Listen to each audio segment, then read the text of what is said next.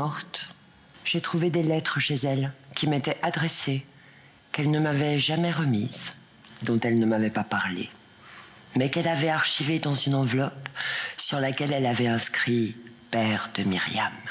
Quelques semaines avant la découverte de cette enveloppe et de ces lettres, j'ai reçu un coup de téléphone du médecin de ma mère.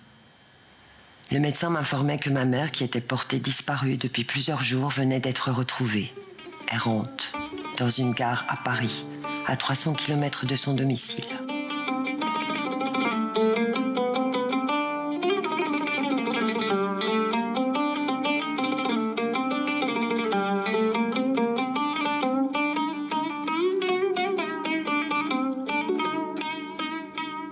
Final Cut. Bonsoir Pascal. Bonsoir Mohamed. C'est signé Myriam Sadaoui. De quoi parle ce spectacle?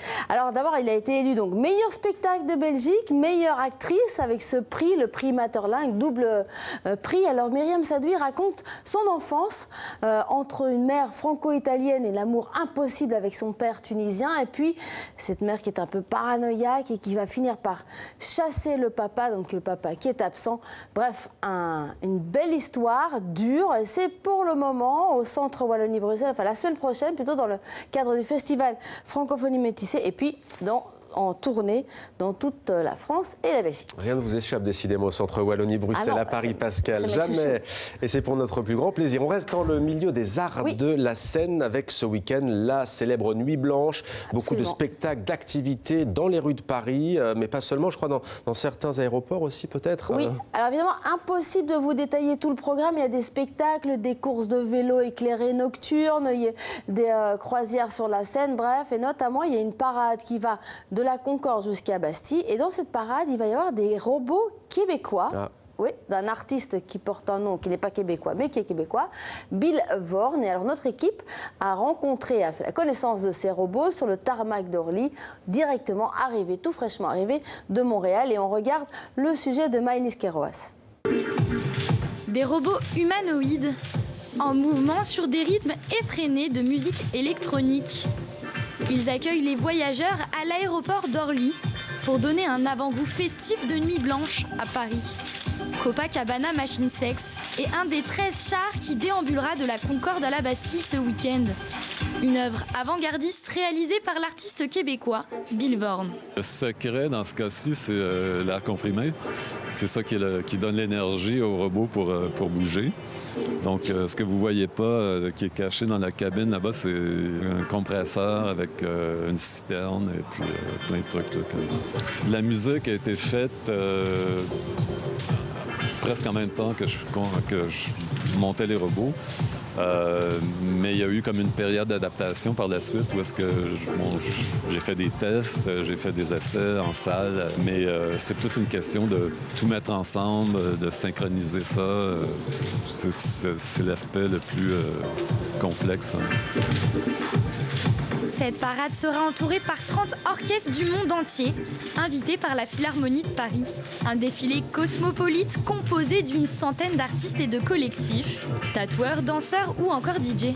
Ça ouvre quand même avec des cornemuses et des musiciens en kilt qui viennent d'Écosse. Croyez-moi, ça fait quand même très très mal. Et puis on aura aussi des Indonésiens.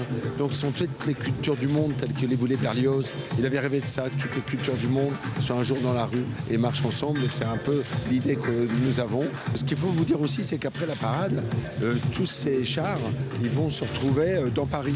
En fait, on va les croiser au feu rouge, ils vont remonter, ils vont se perdre en fait dans la nuit. Une parade pleine de surprises, un rendez-vous incontournable pour faire un trait d'union entre tous ces artistes francophones. De nombreux artistes du monde entier, qu'ils soient africains, qu'ils soient canadiens, qu'ils soient belges, qu'ils soient luxembourgeois, qu'ils soient vietnamiens, ont cette culture française et d'une certaine manière, ça n'est pas que la francophonie, mais la francophonie joue un rôle très important comme une sorte de réseau entre les artistes francophones qui aiment bien se retrouver au moment de Nuit Blanche. Outre cette parade, aux quatre coins de Paris, des surprises attendent les noctambules.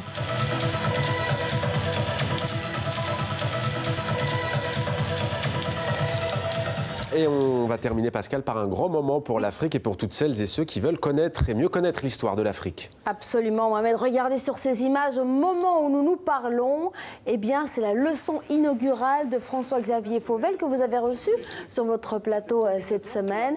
Et c'est l'inauguration de la chaire de l'histoire de l'Afrique et de l'archéologie des mondes africains. C'est une première au Collège de France. Alors, il était temps, hein, 2019 quand même, il existe des chaires Afrique dans des universités, notamment la Sorbonne, l'Université libre de Bruxelles, mais pas encore au Collège de France, cette institution fondée par François Ier en 1530, en plein cœur de Paris, et qui est notre partenaire. C'est peut-être un peu grâce à nous.